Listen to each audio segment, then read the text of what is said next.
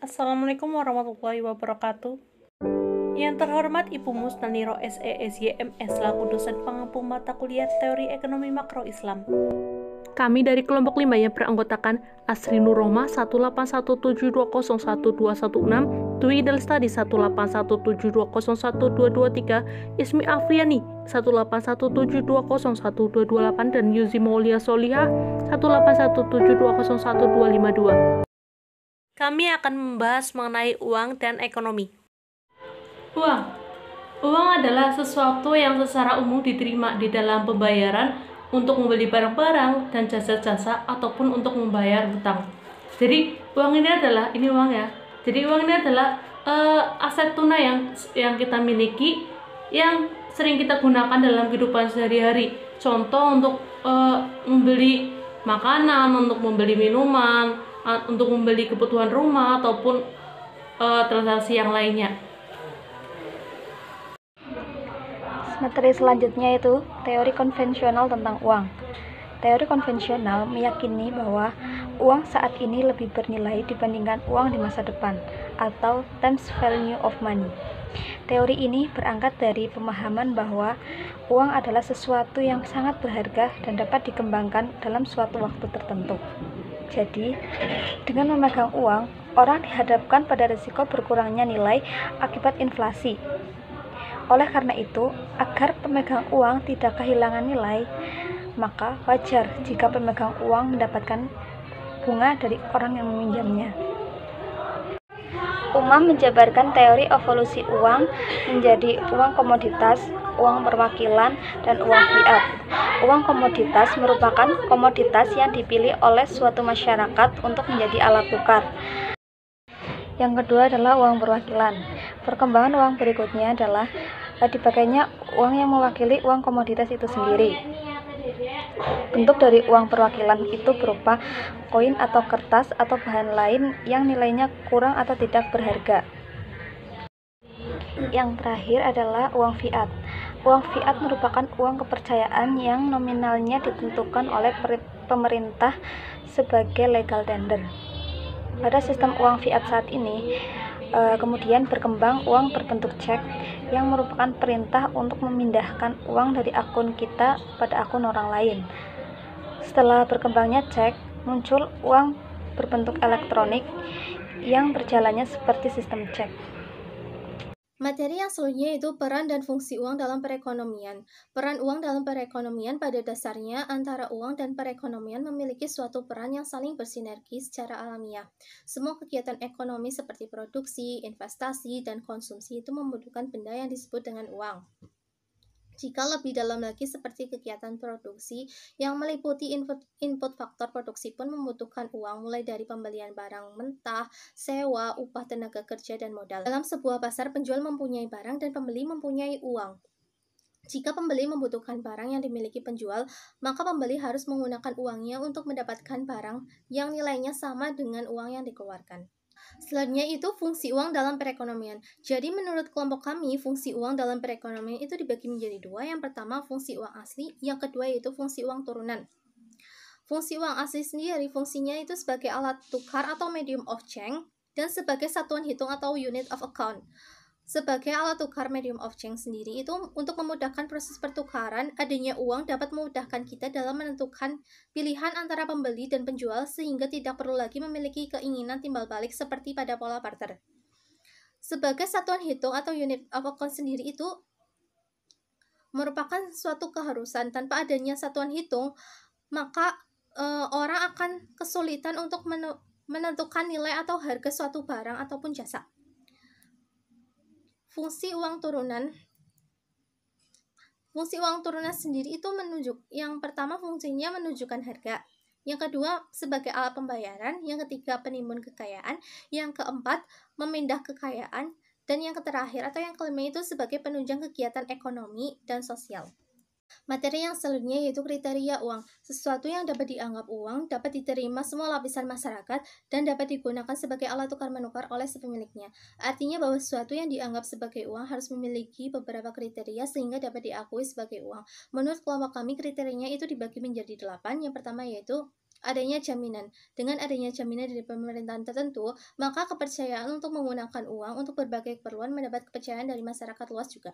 Kriteria yang kedua yaitu disukai umum. Artinya uang harus dapat diterima secara umum penggunaannya, apakah sebagai alat tukar, penimbun kekayaan, atau sebagai standar pencicilan uang. Kriteria yang ketiga yaitu nilai yang stabil. Nilai harus memiliki kestabilan dan ketetapan serta diusahakan fluktuasinya sekecil mungkin. Apabila nilai yang sering mengalami ketidakstabilan, maka akan sulit untuk dipercaya oleh penggunanya. Kriteria yang keempat yaitu mudah disimpan. Uang harus mudah disimpan di berbagai tempat termasuk dalam tempat yang kecil sekalipun. Namun dalam jumlah yang besar, artinya uang harus memiliki fleksibilitas seperti bentuk fisiknya yang tidak terlalu besar, mudah dilipat, dan terdapat nominal mulai dari yang kecil sampai nominal yang maksimal. Kriteria yang kelima yaitu mudah dibawa. Uang harus mudah dibawa kemanapun, dengan kata lain mudah dipindahkan dari satu tempat ke tempat yang lainnya. Kriteria yang keenam yaitu tidak mudah rusak. Uang hendaknya tidak mudah rusak dalam berbagai kondisi baik robek maupun luntur, terutama kondisi fisiknya, mengingat frekuensi pemindahan uang dari satu tangan ke tangan lainnya itu demikian besar. Kriteria yang ketujuh yaitu mudah dibagi. Uang mudah dibagi dalam satuan unit tertentu dengan berbagai nominal yang ada, guna kelancaran dalam melakukan transaksi mulai dari nominal kecil sampai nominal yang besar sekalipun. Kriteria yang ke-8 atau kriteria yang terakhir yaitu supply harus elastis. Agar perdagangan dan usaha menjadi lancar, jumlah uang yang beredar di masyarakat luas haruslah mencukupi. Pertumbuhan ekonomi. Untuk mengukur pertumbuhan ekonomi, para ekonom biasanya menggunakan indikator produk domestik bruto atau PDB yang mengukur pendapatan total. Model pertumbuhan Solow dirancang untuk menunjukkan bagaimana pertumbuhan persediaan modal, pertumbuhan populasi atau angkatan kerja, dan kemajuan teknologi berinteraksi dalam perekonomian, dan bagaimana pengaruhnya terhadap output barang dan jasa suatu negara secara keseluruhan. Teori permintaan uang. Yang pertama, teori moneter klasik. Menurut Fisher, apabila terjadi suatu transaksi antara penjual dan pembeli, maka terjadi pertukaran antara uang dan barang atau jasa, sehingga nilai dari uang yang ditukarkan pastilah sama dengan nilai barang atau jasa yang ditukarkan. Yang kedua, teori Keynes. Dalam bukunya The General Theory of Employment, Interest and Money, Keynes menyatakan bahwa mekanisme pasar tidak dapat secara otomatis menjamin adanya full employment dalam perekonomian. Perlu adanya campur tangan pemerintah dalam hal tersebut. Yang ketiga, teori Friedman. Menurut Friedman, permintaan uang ditentukan oleh faktor-faktor berikut. Yang pertama, tingkat harga, suku bunga obligasi, suku bunga ekuitas, modal fisik, dan kekayaan. Selanjutnya, uang dalam perspektif ekonomi Islam. Dalam pandangan ekonomi Islam, uang tidak mengenal fiat money. Hussein mengemukakan uang kertas tidak sesuai dengan syariah. Menurutnya, uang dalam Islam itu berbentuk logam mulia dan harus mempunyai nilai intrinsik.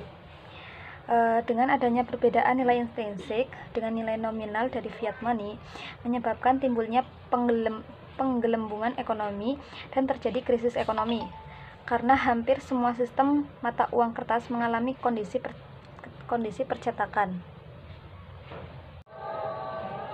Berbeda dengan sistem konvensional, dalam konsep Islam, memandang waktulah yang mempunyai nilai.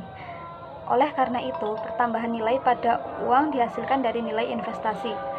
Dalam Islam juga tidak dikenal dengan adanya times value of money, tetapi yang dikenal adalah ekonomi value of time.